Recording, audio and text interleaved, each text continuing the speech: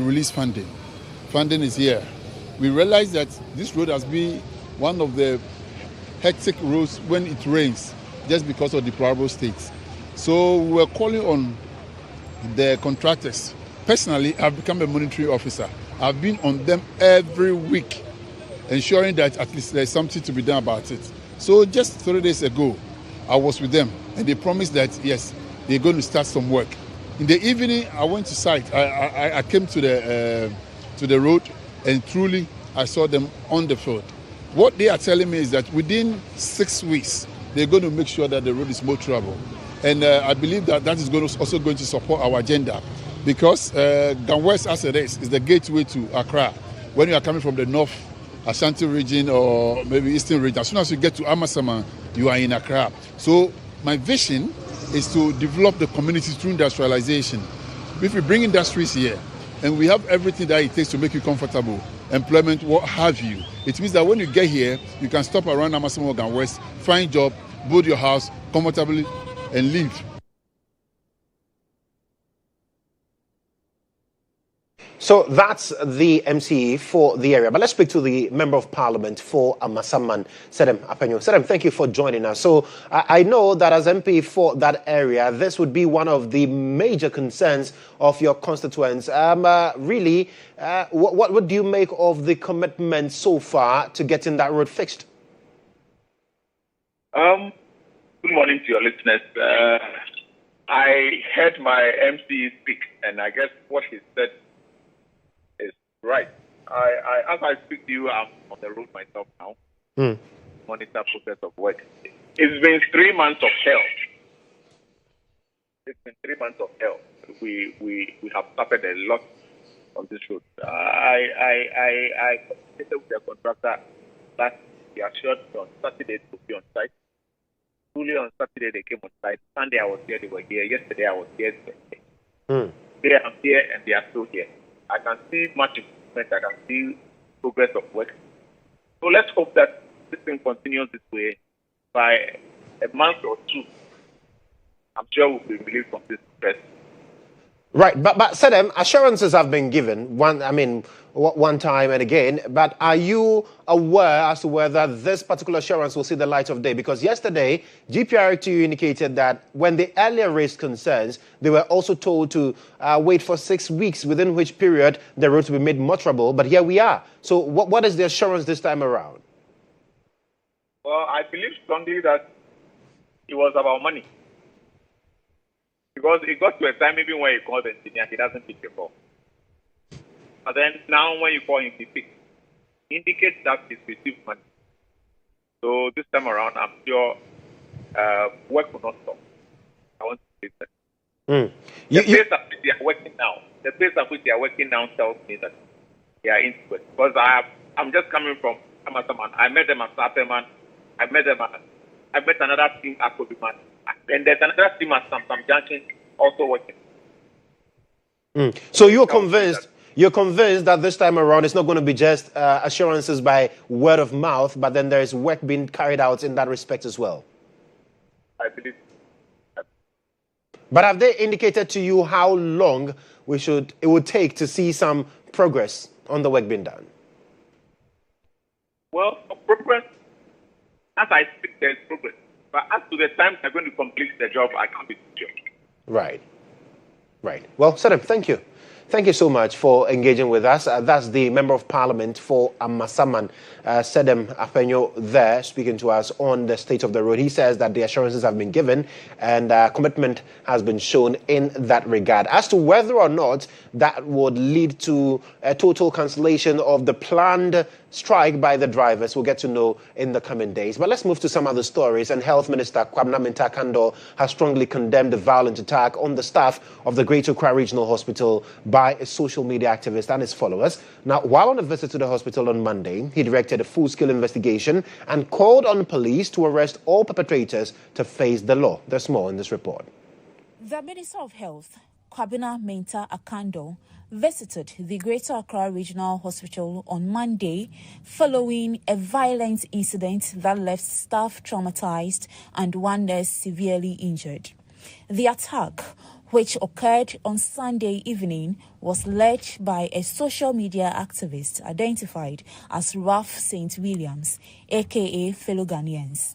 According to hospital authorities, Ralph, who had injured fingers, became agitated after being asked to activate his card before receiving treatment.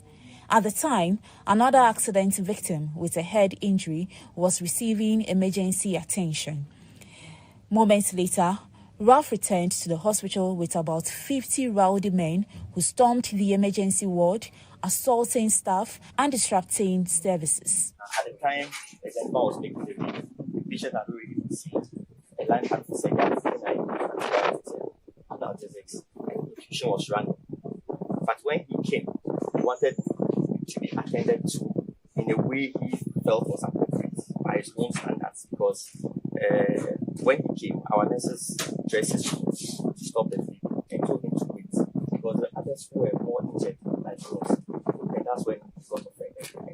So yeah, the body can yes, some day It was so, but he did all the recording, posted it. Nurses were forced to change their uniforms to avoid being targeted, but one nurse, Rejoice Chochobote, was brutally attacked, suffering injuries to her head, chest and arm.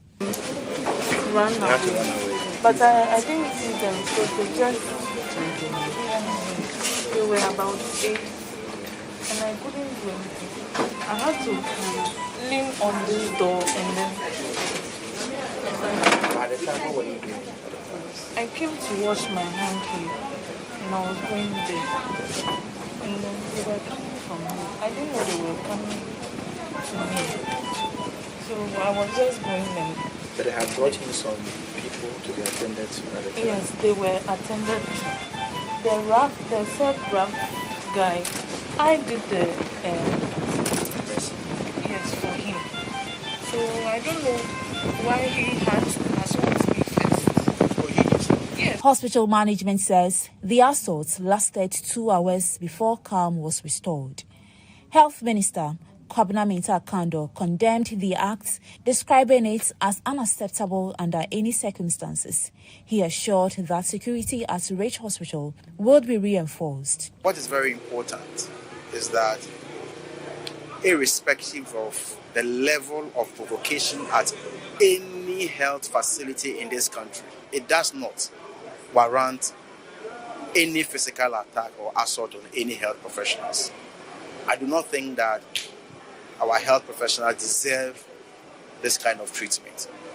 It does not necessarily mean that the allegation of delay in attending to them is true or false.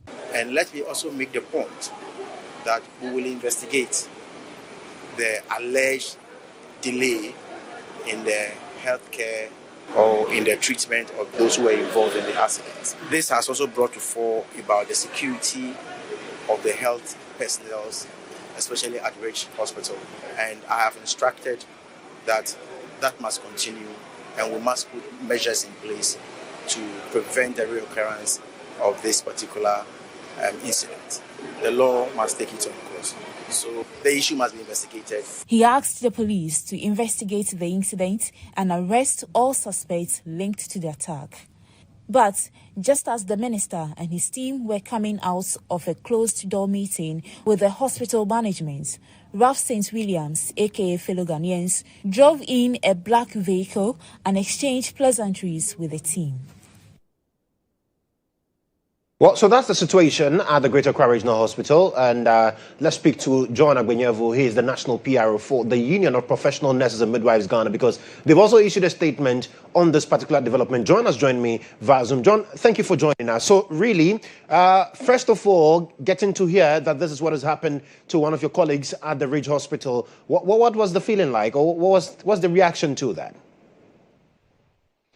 Thank you very much. Good afternoon to your viewers and listeners. In fact, it's devastating to note that professionals who are trained to provide healthcare will go through some of these trauma. And it's not news to the fraternity, and we call on the relevant stakeholders to ensure that the perpetrators of this act are brought to book. So how frequent do things of this nature occur at our various health facilities?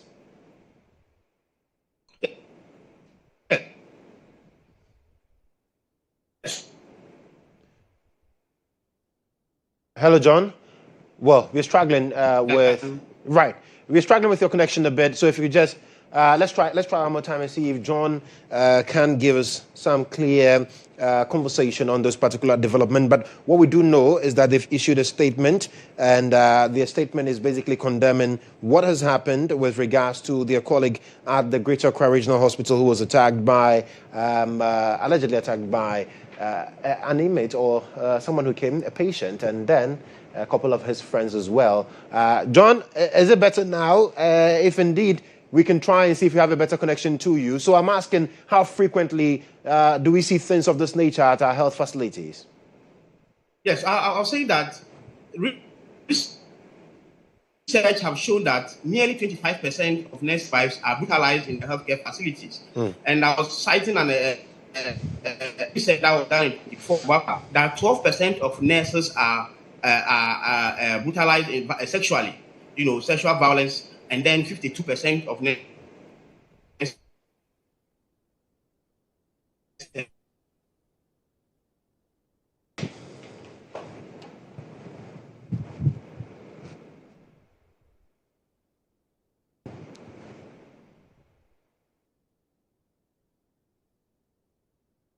A rampant issue that is eating deep into the fabric of the healthcare system, and we think that there's a need for us to do something about this.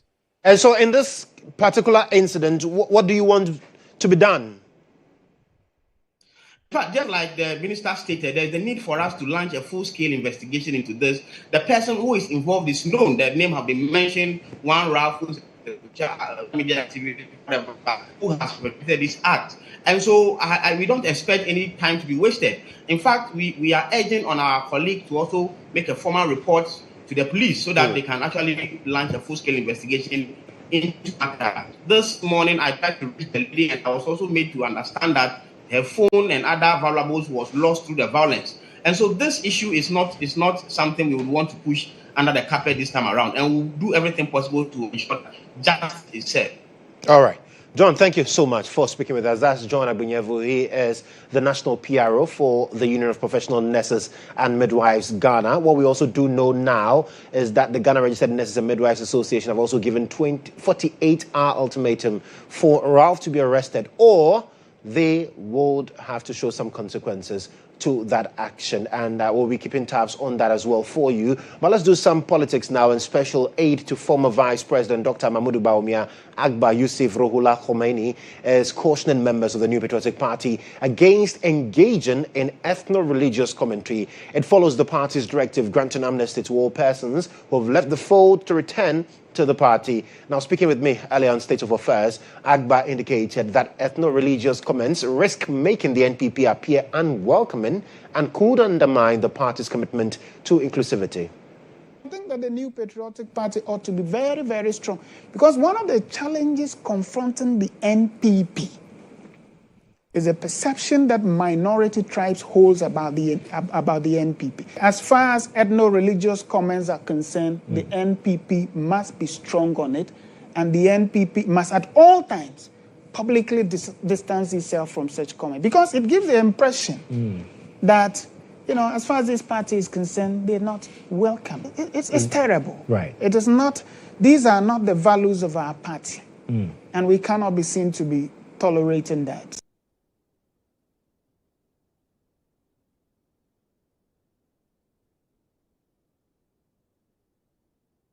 You're still watching news from here on GH1 television with me, Joshua Kodjo Mensah. Now, Vice President Professor Nana Jane Opoku-Agyeman has assured the leadership of the Ghana Prison Service of government's commitment to improving conditions within the service. Now, during a meeting with the leadership of the Ghana Prison Service led by the Director General, Patience Bafo-Boni, to discuss the challenges confronting the service and also explore practical solutions, Professor Nana Opoku-Agyeman underscored the importance of strong public education and urged closer collaboration with state institutions and the media. The Vice President also commended the service for its innovative interventions, particularly its promoting agricultural initiatives. She stressed the need for dignified conditions for inmates to offer meaningful reforms and to provide the necessary support for their reintegration into society.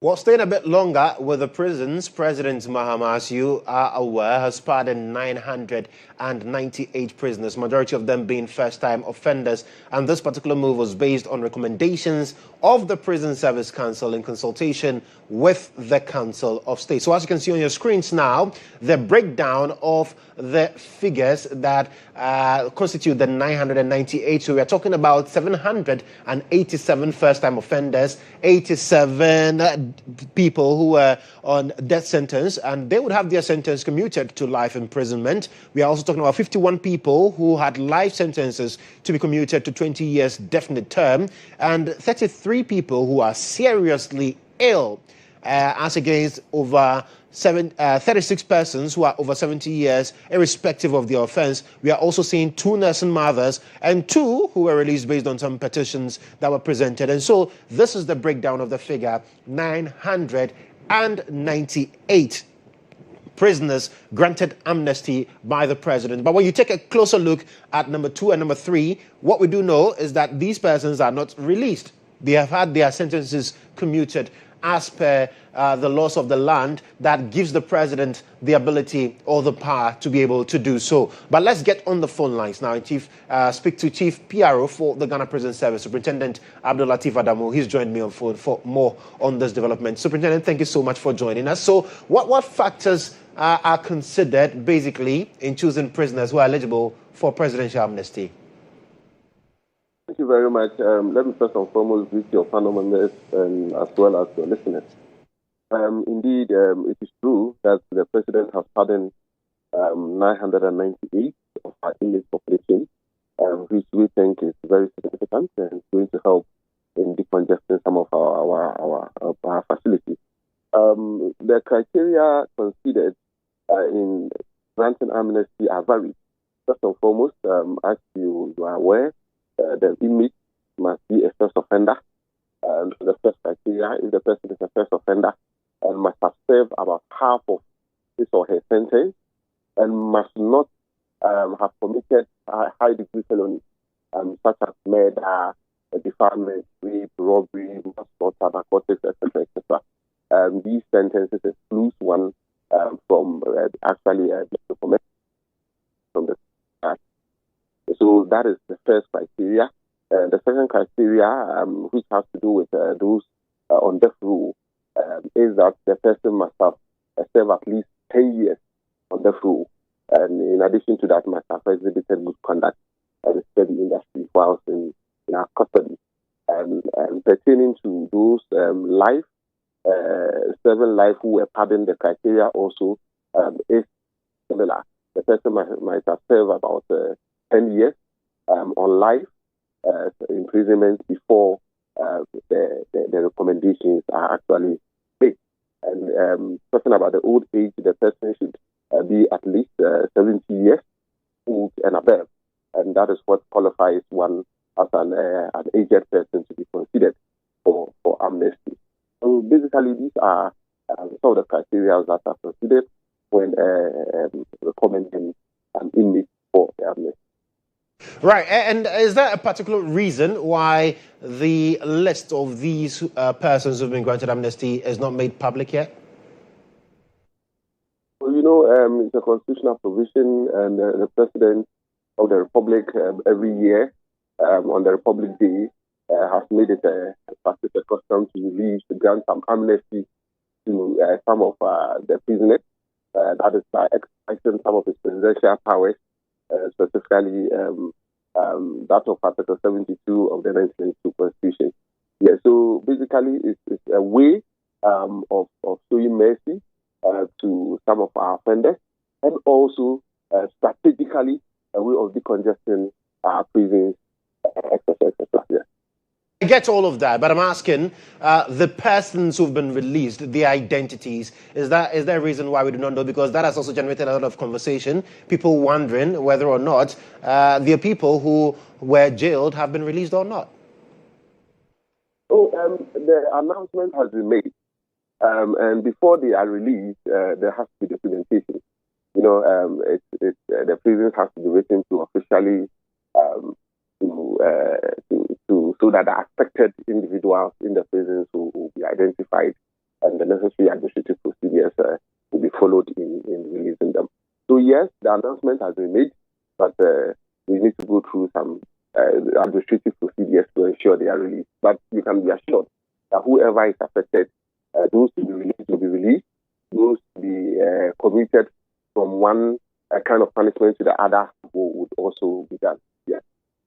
Right. Super. Thank you so much for sharing these details with us. We appreciate your time with us. And let me also let you know that we'll shortly also be speaking to Amnesty International, because they've also been on the campaign over the years seeking to decongest our prisons, because the current situation at the prisons renders the prison very inhumane. A lot of congestion issues raised there, like you also heard from our previous story, where the vice president is also admonishing that we should find ways to decongest our prisons, also make sure that the livelihood or the lives of inmates basically suits the reformation agenda, and not necessarily to rather harden inmates in the various correctional facilities. But let's get on the phone lines now. Speak to Genevieve Patterson. She is the country director for Amnesty International. She's joined us for a conversation on this. Genevieve, so how does Amnesty International assess this decision to pardon a whopping 998 prisoners? Yes, hi, good afternoon to your listeners. Amnesty International Ghana is very happy to receive the news that the president has pardoned 998 persons. As you saw from the letter, the pardon is varied. It's not all persons will be released. There are particular cases where the death sentences have been commuted to life sentences, and then also some on life sentences are also being given that term served. In particular, the first-time offenders is something that we're very happy to hear about as well, because we all believe that, you know, people deserve second chances anyway. And most of the time, the vetting process involves, you know, prisoners that have been on good behavior and who do not serve as a threat to public safety. So I think the vetting process was thorough. As you can see, about 1,000 names were recommended, and then 998 eventually were the ones pardoned. I think another trend we can see is during COVID-19. This is not a rare case, like I said. The previous government also established pardons during the COVID time, and I think they released about 1,000, pardoned about 1,000 prisoners as well. So this is something that Ghana does. It's in our constitution. It's covered under Article 72.2. So no surprises here, but we're very happy that the president has actually prioritized this for this year. Right. So talking about the first-time offenders, we've seen over 700 of them released. What does that mean for justice and also rehabilitation when it comes to these offenders? Well, I guess, for justice, it's a great decision, because what happens is that it means a lot of the prisons will now have some decongestion. We all know that the prisons in Ghana have been very much under pressure due to overcrowding. So having first-time offenders, most of the time is for minor offenses and those on remand. Sometimes persons have been on remand for years. You can get some people that have been on remand for 10 years for a minor offense that they committed. So, this is good for our justice system that we decongest our prisons. But it's also good that we are sowing the pathway for human rights. I'll give another example. The death sentences, you see that up to 90 persons, almost up to 90 persons have been, their sentences have been commuted to life. And that simply means that Ghana is following through with the complete abolition of the death penalty, where Parliament passed the bill and the President signed it into law last year. So that's good. In terms of rehabilitation, that sometimes can be the tricky part. I know normally social welfare is the one to monitor those who are reintegrated back into society. I'm aware that certain civil society organizations and faith-based organizations do run rehabilitation programs for ex-convicts, where, they try and get them employed, but also try and get them up to speed with social media. You can imagine sometimes some of these persons do not have access to social media, have not really socialized with, society and its trends for maybe 10 years, 20 years. So, it takes time to get them back into society. But I'm aware that some NGOs have taken on this task. But I think government should also be very interested in rehabilitation programs. I'm not exactly aware that government is doing any at the moment, but it's definitely something that perhaps the Ministry of Interior should take a look at and get them back on track. So finally, in terms of the rehabilitation as well, we know that there's that phenomenon of recidivism, really, when things like this happen due to stigma and all that. How do we deal with that? Sorry, the question again. You said there's a phenomenon of what? Recidivism, where offenders are likely to recommit those offenses as well because of the stigma and how we do not properly integrate them back into society. And I'm asking how you feel we can do better with that. Well, again, that's why there's a need for us to invest in rehabilitation programs. And for stigma in society, we continue our advocacy. Amnesty International, for example, has been advocating against the death penalty for years now, 30 plus years in Ghana. And we always talk about looking at things compassionately and just balancing justice with compassion, really. And I think that's how we deal with stigma. Anybody can commit a crime. It's just that persons have been seen wrong place, wrong time, and, under duress, you act differently. So sometimes, especially with first-time offenders, once people regret their crime and they are remorseful and they've been well-behaved in prison and shown signs of progress and rehabilitation, I think it shouldn't be a problem for society to seek them back in. Right. Genevieve, thank you. Now, to some other stories, Chief of Staff at the Office of the Vice President, Alex Segbefia, has announced that the government will allocate $2 billion annually over the next 5 years to accelerate infrastructure development across Ghana under the Big Push agenda. Speaking as special guest of honor at the 2025 Agotime Kente Festival in the Volta region, Alex Segbefia said the initiative is designed to enhance productivity and drive growth in critical sectors, including education, transportation, and healthcare. To ensure the smooth operation of such initiatives, we must ensure that our infrastructure is capable of catering to our industries in a sustainable manner. We can all agree, ladies and gentlemen, that a tourist, whether domestic or foreign, is more likely to visit a place where he knows he can move around safely, feed himself affordably, and when necessary, receive reliable medical care. That is just one benefit of the President's Big Push agenda.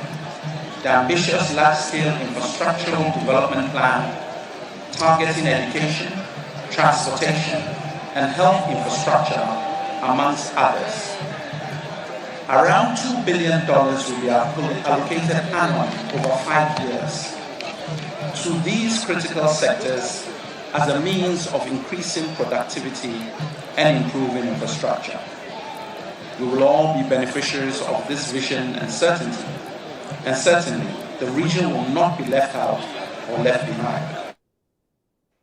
Now, Attorney General and Minister of Justice Dr. Dominic Ayine has called for the elimination of the activities of middlemen, commonly known as Goro boys, at the Office of the Registrar of Companies. He believes their actions perpetuate bribery and corruption. Dr. Ayine made the statement during the swearing-in ceremony of a 10-member board of governors for the Office of the Registrar of Companies. We have to eliminate the Goro boys from the system, okay? Because they raise the cost of company registration. I'm not, a fan of bribes, but what they end up, getting people to do is to pay bribes in the system. So, for instance, the Goro boy takes his, fee in quotes, but has to give somebody in the system part of that fee in order that the person will, speed up the registration for the Goro boys client. Okay, so much as it speeds up the system in a way, it is a very crooked way of speeding up the system. And then it also encourages bribery, of public officers who are genuinely doing their business. So if we can eliminate all the bottlenecks and make it possible for people to come in, either physically or remotely, be able to register companies with ease, we will be able to eliminate the specter of Goro boys, always hovering around the place and then making it, possible for or impossible for people to go through the process of registration. Well, you're still watching Newsroom here on GH1 television. It's time to bring you the latest in the world of business. The Business Brief is brought to you by CompuGhana. Passion for technology.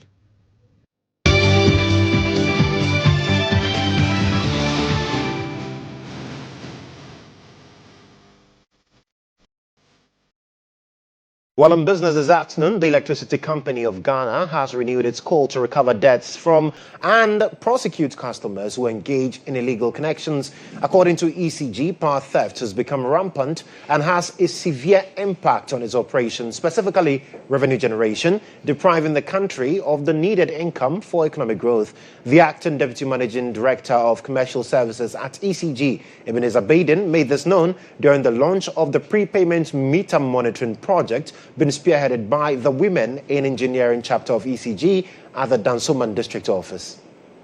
Spearheaded by Women in Engineering, GHOne, the exercise is scheduled to run from August 18 to October 3, 2025, with the target of covering all 95,405 prepayment meters located in the Dansoman District. This project, being piloted in the Dansoman District, is said to be replicated across the country to ensure efficiency, value for money, and optimum service delivery. The acting Managing Director of Commercial Services at ECG, Ebenezer Baden, underscored the importance of addressing anomalies in the system to drive efficiency, ensure quality service, and maximize revenue.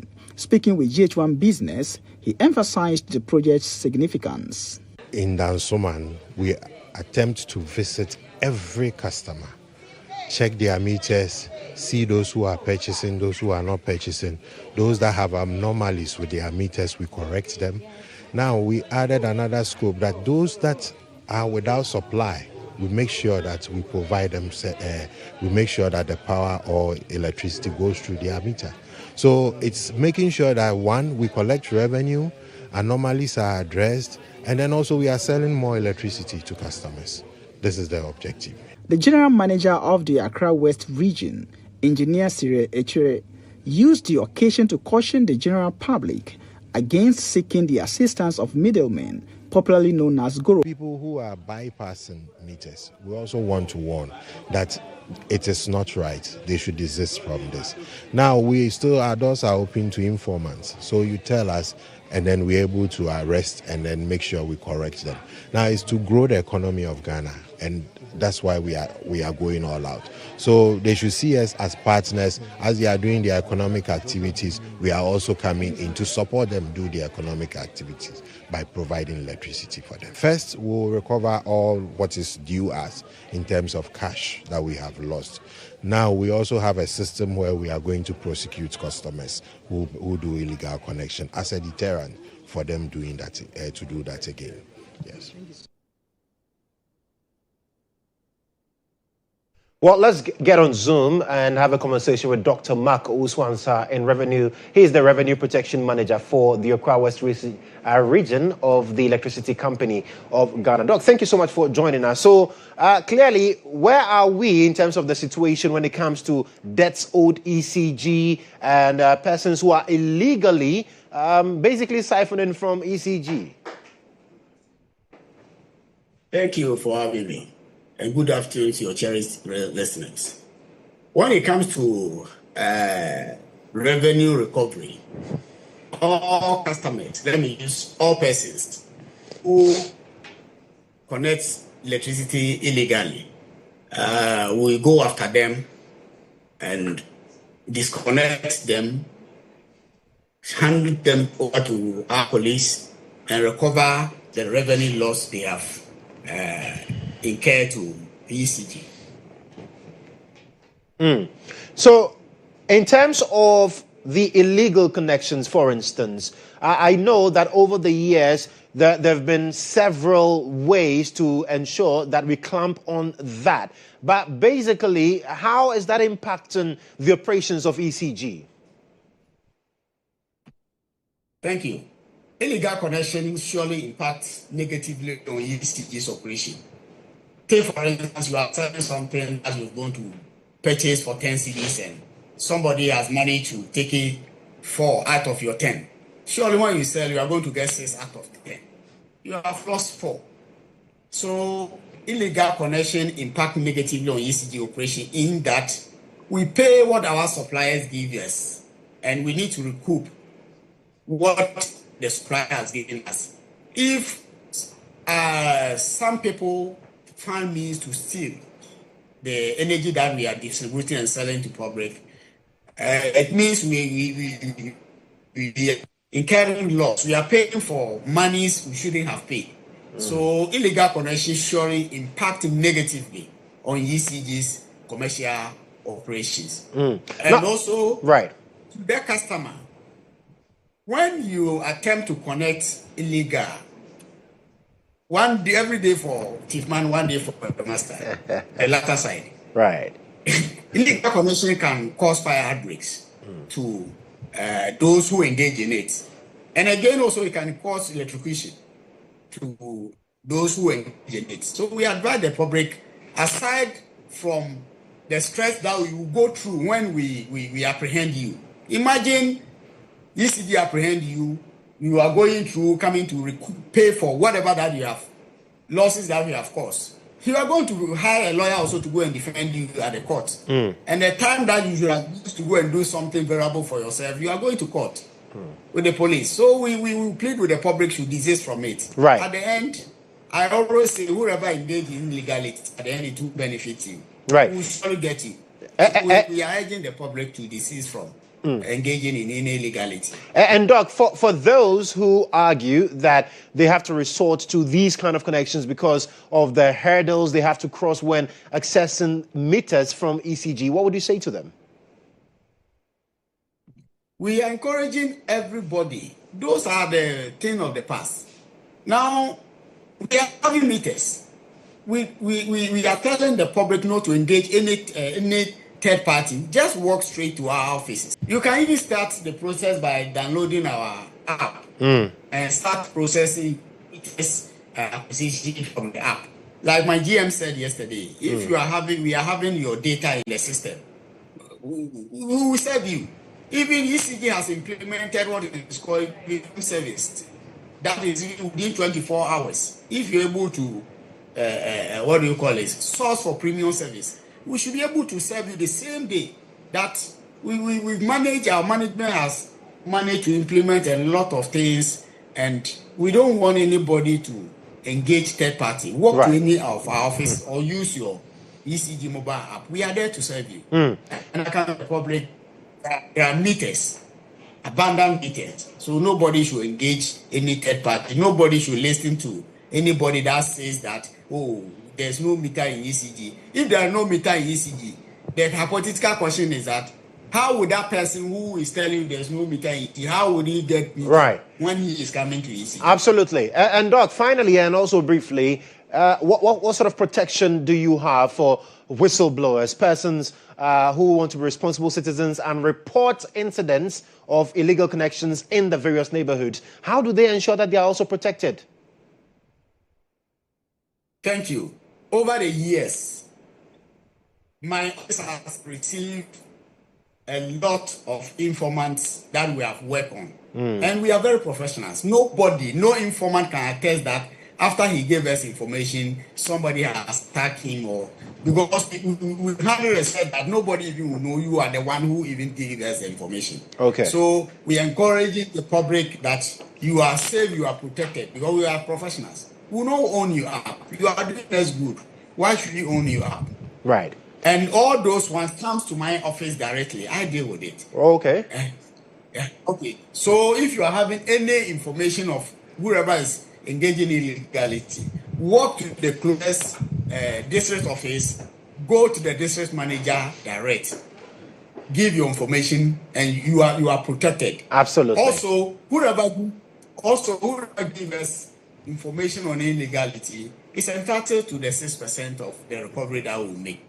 Very well. Doc, thank you so much for engaging with us. That's how we end business today.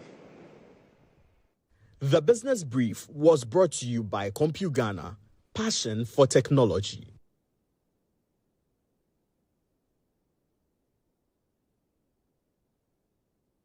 Well, before we do sports, the body of a university student identified as Hansen Bar, popularly known as Amani, who reportedly drowned in the River Birim while allegedly on his way to join a group to engage in illegal mining, has been retrieved. The incident happened on Saturday, 16th of August at Achim Ochinso in the Kwaibibrim municipality of the eastern region. Now, according to eyewitnesses, Hansen attempted to cross the river but was overpowered by its strong current.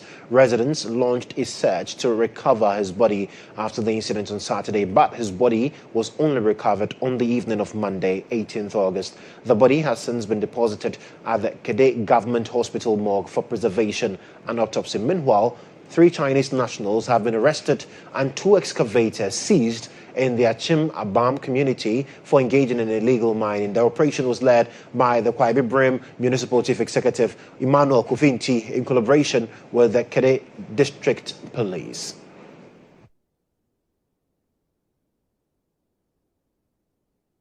Well, it's time to bring you the latest in the world of sports, and Nana Ama Ajaman is standing by with that.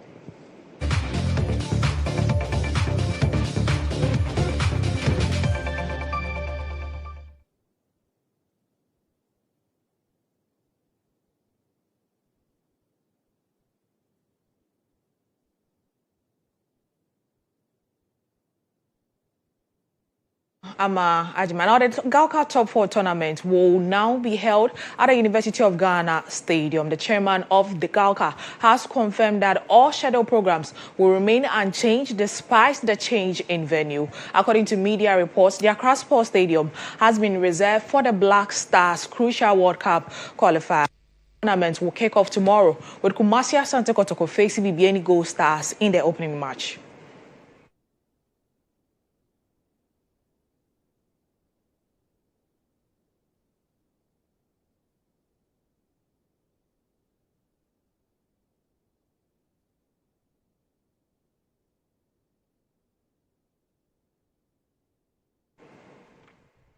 Now, Kumasi Asante Kotoko defender Samba Onel has declared his team readiness for the upcoming Galka Top 4 tournament, emphasizing their determination to win the tournament. The Galka Top 4, which also features BBN Gold Stars, Accra Heart of Oak, and Heart of Lions, is seen as a preparation for the upcoming season and a chance to secure a trophy. Samba Onel says Kotoko is focused and are aiming for victory. The Top 4 is a very big competition, and with a big history. So we are using this to prepare our confederation. You know, BBN, they are good side, and play against them too is is good for us. So we are always ready to face any club who come in front of us. So we are getting ready for all of them. So I'm saying Kotoko, sometimes they know that you can lose, you can play draw, but you have always to put on your mind that you are going for a win. Is when we play in every game, even if it's a friendly game, every game that we are getting to play, in our mind is just a victory. Victory.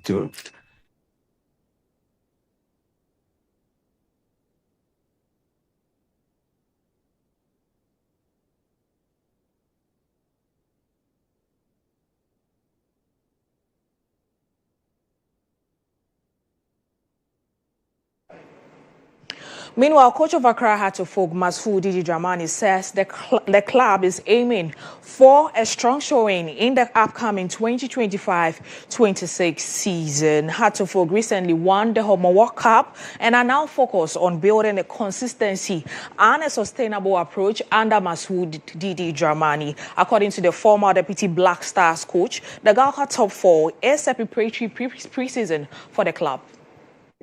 A small part of preparation for the league and then the season, and I think that we need to commend the organizers for instituting this. Right. It's done all over the place, and so many matches in a season, and then the timing of it. Maybe going forward, we need to look at the timing of it and to think about where it becomes very necessary to make adjustments where the clubs will have more space.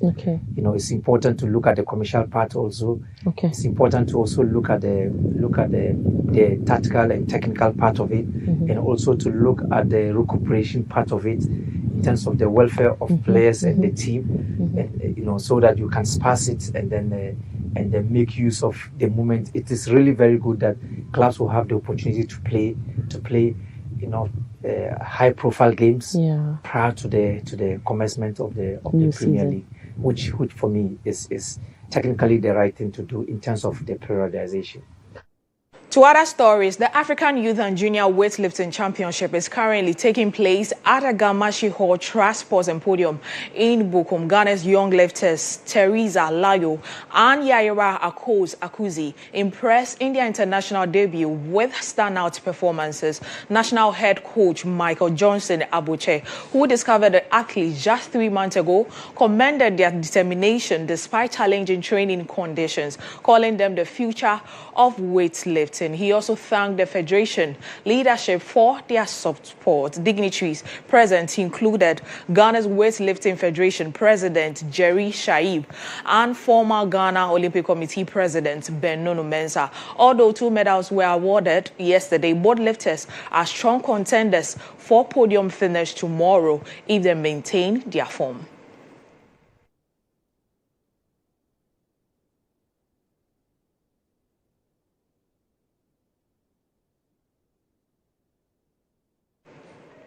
That is all for sports here on Newsroom. I am Nana Ama Ajmani. Up next is GHOne.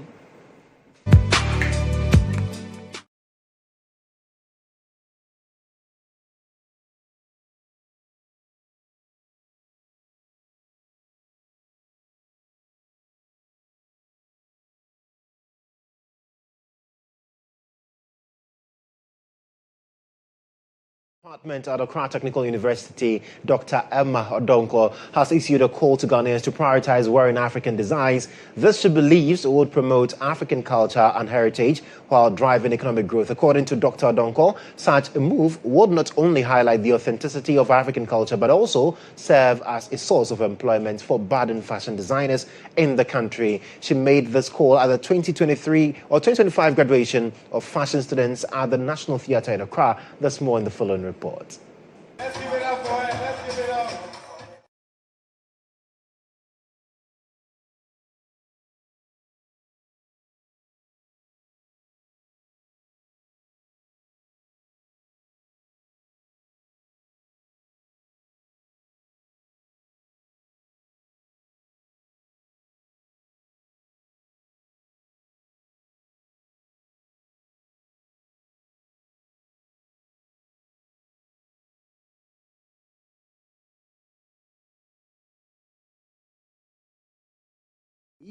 would safeguard African culture from foreign influence. We realize that most Ghanaians are moving away from our clothing, going to buy the satins, the velvets and all that. But this time round, we decided that they should use African fabrics as much as possible to produce their outfits.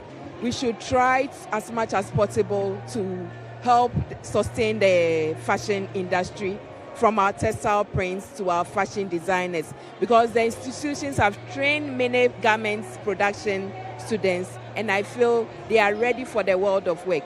The Dean of the Faculty of Applied Arts, Professor George Osei-Ajay, also emphasized the importance of promoting African designs. He noted that the lack of patronage for local designs result in capital flight, and urged Ghanaians to support African designers to create employment opportunities for them. These are students that we are training, particularly in the context of competence-based training.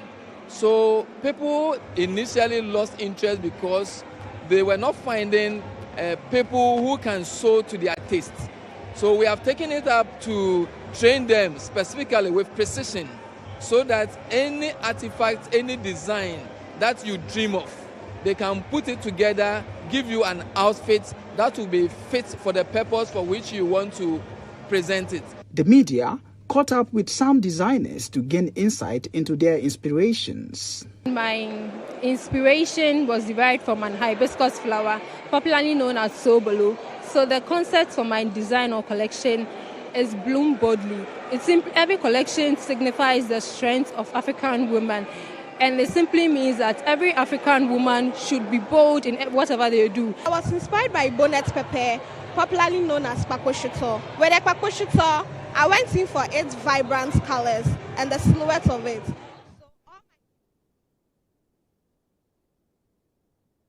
Well, let's bring you some stories elsewhere.